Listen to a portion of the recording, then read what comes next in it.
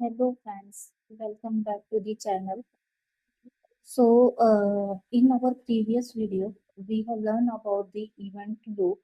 Okay, what was the event loop and the architecture of JS execution, where we have done a discussion about the call stack, web API, callback queue, and event loop. And also we understand this by using one example. Okay, and we have executed this code and we have seen the what is the output here.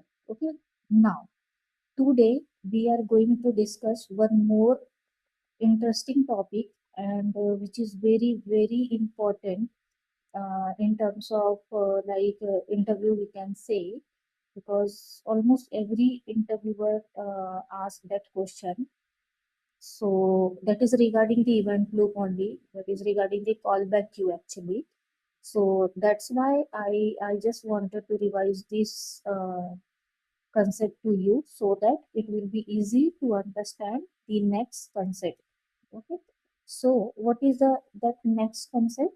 Today we are going to discuss about the micro task queue and macro task queue. Okay. So what is micro task queue? If anyone know, you can comment it down, and if you don't know, you can see here. Okay. So microtask queue is basically we can see the higher priority task, okay, which needs to execute immediately. It is a urgent basis task, we can say. So after one, as soon as our synchronous code has been executed, then immediately the microtask queue used to be executed. Okay. So what comes under this microtask? The promises, right? So promises like, let me write it. So promises like, in promises we use then, catch, finally, right? So this comes under the microtask queue. Okay, let me write it completely. It's dot catch, okay, and it's dot finally. Okay, this comes under the microtask. Okay, and apart from these, async await also comes under this async await. This is also microtask queue. Okay, and also there is one more, mutation observer observable.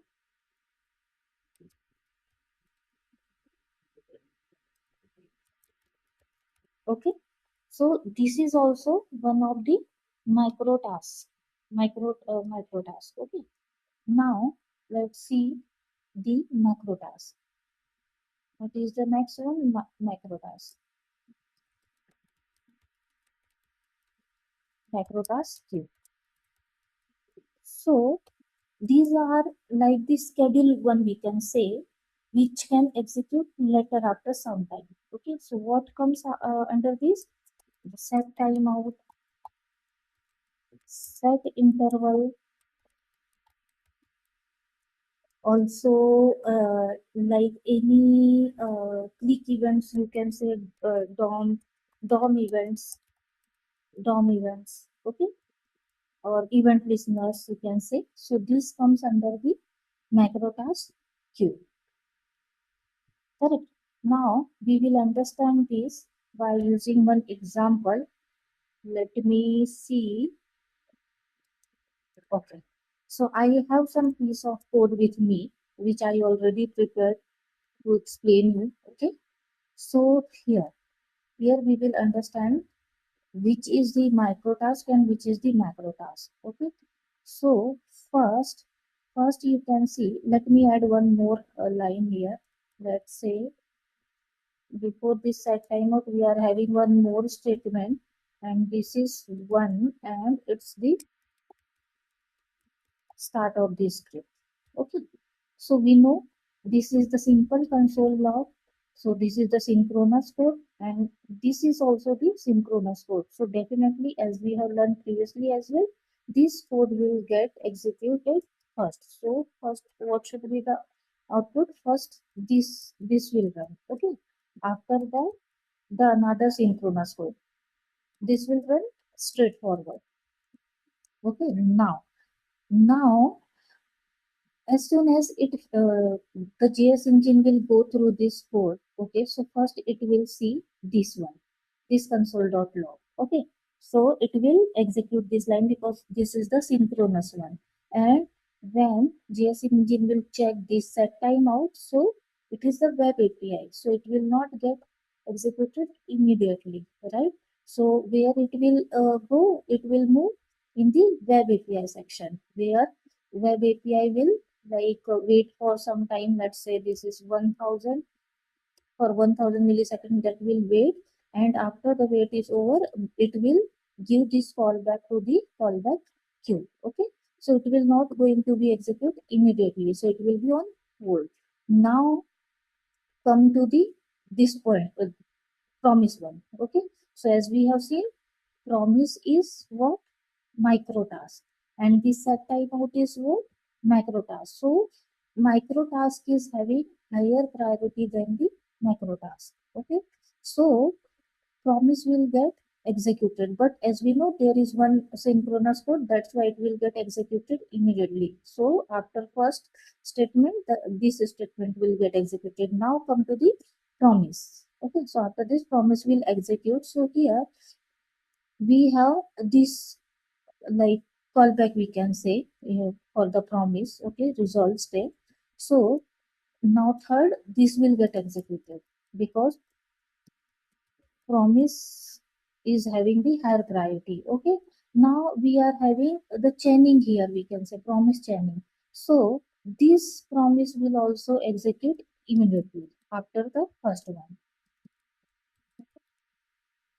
Now as our all the promise has been resolved, and our call stack has been empty, and event loop check the callback queue. So if there is no any pending micro task, in that case, that will check the next macro task. Okay, so as we already executed all the micro tasks, now we will go to the macro task. Okay, now this set timeout, it is having this callback, so it will get executed. So the last, this code will get executed. Okay, so let's see if our output is correct or not. Let me run it. Okay, yeah. So you can see here the first start of the script sync, then end of the script sync, then promise one, and then promise two, and the last one is set time out. Okay, so our output is correct, right? So if we will see this according to this diagram, okay, so what will happen here? First, this console log will come into the call stack, and it will get executed and dropped out from here because it is the synchronous code. Okay. Now, this set timeout will come here, and call stack will see, oh, this is the macro task. So I can't execute it immediately. So what it will do? It will drop out from here. It will send this to web API, and web API will hold for this 1000 millisecond, and after that its callback will be go to this callback queue. Okay, so basically this callback queue is splitted into two priorities, that which we are discussing. This is the microtask queue and the macrotask queue. Okay, now after the set timeout, there is promise.